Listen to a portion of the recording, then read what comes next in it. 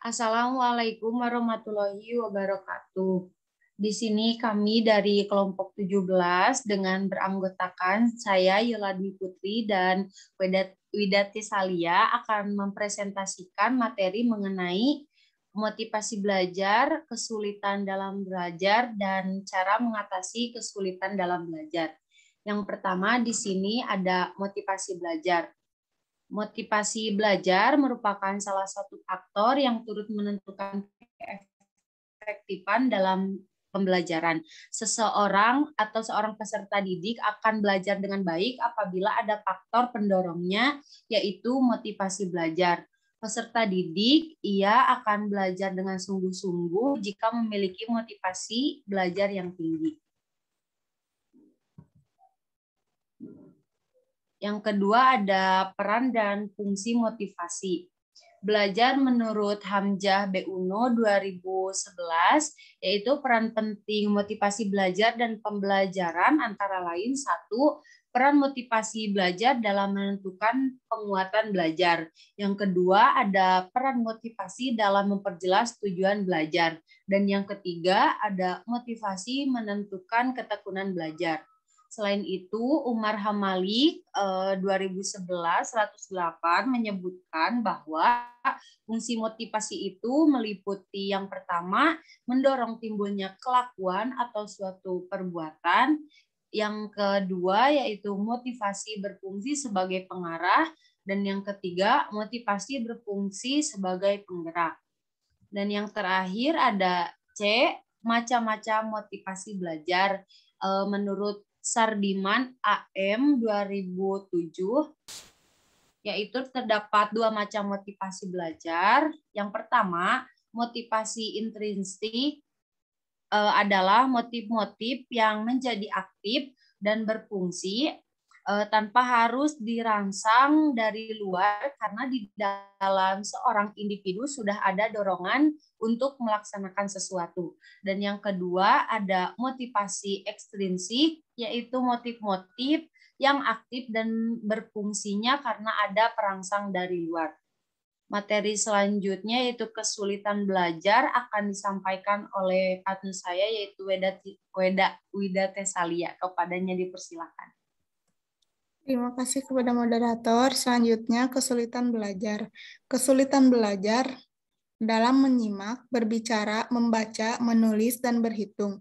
Kondisi ini bukan karena kecacatan fisik atau mental, bukan juga karena pengaruh faktor lingkungan, melainkan karena faktor kesulitan dari dalam individu itu sendiri saat mempersepsi dan melakukan pemrosesan informasi terhadap objek yang diinderanya.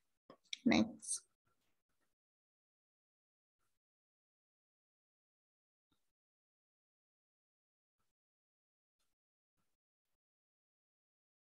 Selanjutnya, ada faktor penyebab kesulitan belajar. Ada beberapa penyebab kesulitan belajar yang terdapat pada literatur dan hasil riset Harwell 2001, yaitu 1. Faktor keturunan atau bawaan, 2. Gangguan semasa kehamilan saat melahirkan atau prematur, 3. Kondisi janin yang tidak menerima cukup oksigen atau nutrisi, dan atau ibu yang merokok, menggunakan obat-obatan, atau meminum alkohol selama masa kehamilan. 4.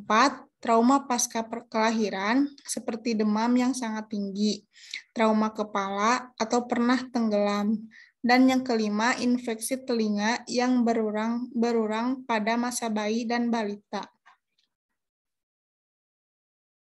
Sementara Crick dan Gallagher 1986 menyebutkan faktor penyebab kesulitan belajar sebagai berikut. 1. Faktor disfungsi, 2. Faktor genetik, 3. Faktor lingkungan dan malnutrisi, dan yang keempat faktor biokimia.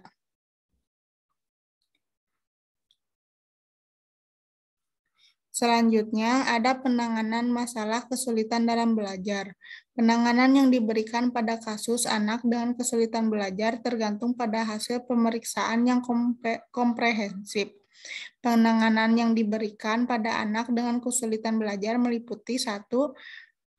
Penata laksana di bidang medis berupa terapi obat pengobatan yang diberikan adalah sesuai dengan gangguan fisik atau psikiatrik yang diderita oleh anak. Kedua, terapi perilaku yang sering diberikan adalah modifikasi perilaku. Dan yang ketiga, psikoterapi suportif dapat diberikan pada anak dan keluarganya. Next. Ya, terima kasih. Dikembalikan kepada moderator.